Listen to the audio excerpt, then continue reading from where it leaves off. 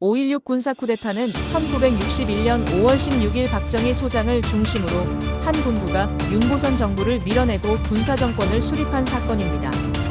이 사건은 한국 현대사에서 중요한 전환점을 나타내며 이후 군사정권이 1979년까지 지속되는 계기가 되었습니다. 1948년 대한민국 정부가 수립된 이후 정치적으로는 이승만 정부와 윤보선 정부에서의 부패와 무능이 심화되었습니다.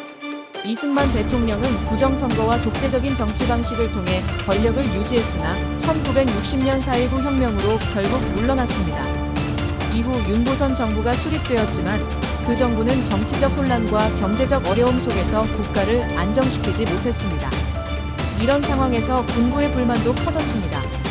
군내 일부 고위 장교들은 정부의 부패와 무능을 비판하며 국가의 운명을 군이 이끌어야 한다는 생각을 갖게 되었습니다.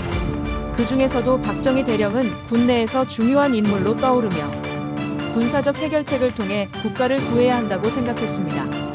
1961년 5월 16일 박정희를 중심으로 한 군부는 군산을 비롯한 전라북도 지역의 군부대에서 사전 준비를 마친 뒤 서울로 진격을 시작했습니다.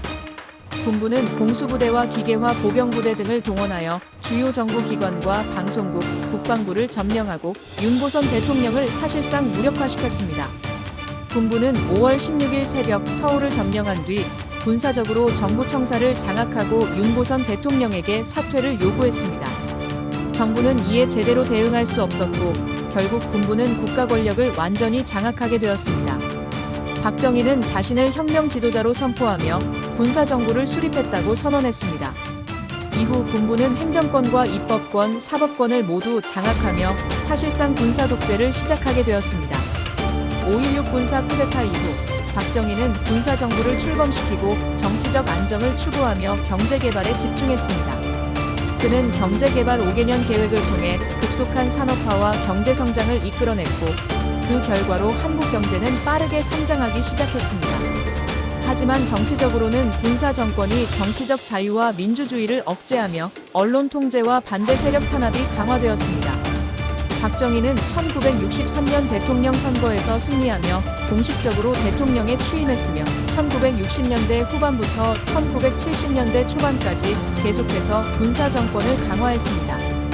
그 후 1972년에는 유신체제를 통해 장기 집권체제를 마련했고 이 체제는 1979년 박정희 대통령의 암살 사건까지 이어졌습니다. 박정희 정부는 경제적으로는 산업화와 경제성장을 이루었지만 정치적으로는 군사 독재로 평가받습니다. 5.16 군사 쿠데타는 정치적 불안정과 군부의 정치적 개입을 초래했으며 그 후 한국 사회는 정치적 억압과 경제 발전이 공존하는 시대를 맞이하게 되었습니다.